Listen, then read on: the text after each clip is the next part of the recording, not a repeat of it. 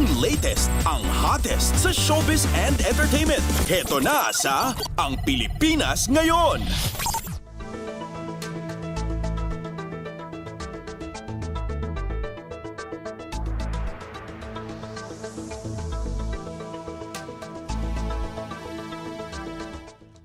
Magandang araw sa ating mga chismoso at chismosang nag-aabang ng mga trending na balita sa mundo ng showbiz. Ito na ang ratsyada ng mga chika.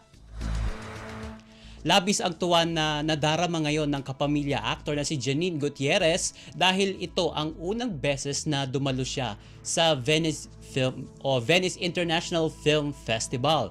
Ayon sa kanyang Instagram post, ibinahagi nito ang isang clip na nagpapakita na na-enjoy nito ang kanyang pagdalo sa nasabing film festival dahil sa natupad na raw ang kanyang pangarap na makatalo sa isang prestihiyosong pagtitipon.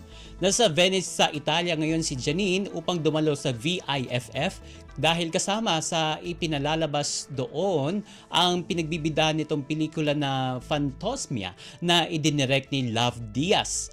Tinatalakay sa pelikulang ito ang mismong psychological condition kung saan nakakaranas ang isang individual ng phantom smells bilang resulta ng isang post-traumatic stress disorder.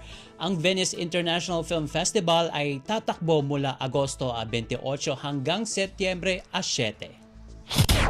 Ang latest, ang hottest sa showbiz and entertainment. Heto na sa Ang Pilipinas Ngayon.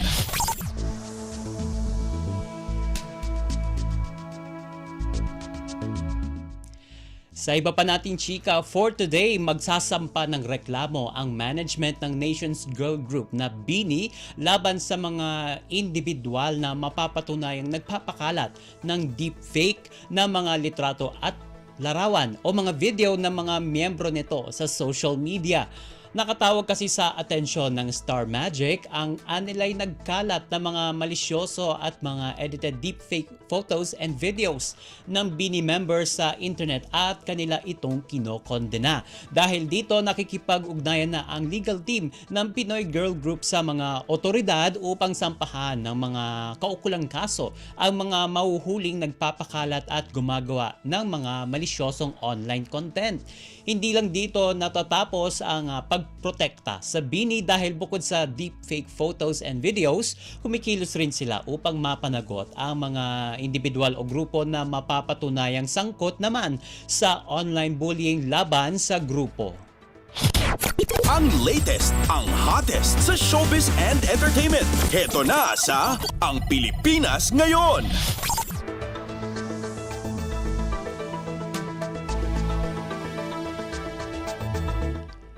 At sa uli natin, chika, for today, age is just a number.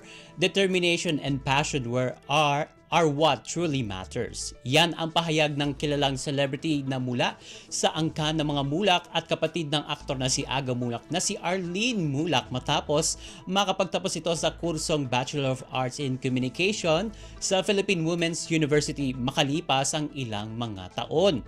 Ikwento nito sa kanyang caption sa Instagram account ang kanyang naging college life dahil anya tumigil ito sa kanyang ikatlong taon sa kolehiyo upang tanggapin ang mga proyekto inaalok sa kanya.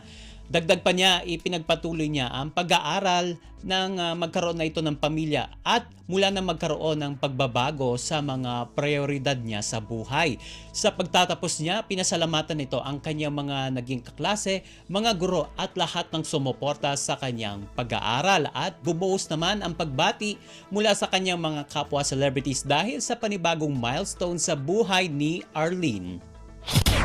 Ang latest, ang hottest sa showbiz and entertainment. Heto na sa Ang Pilipinas Ngayon.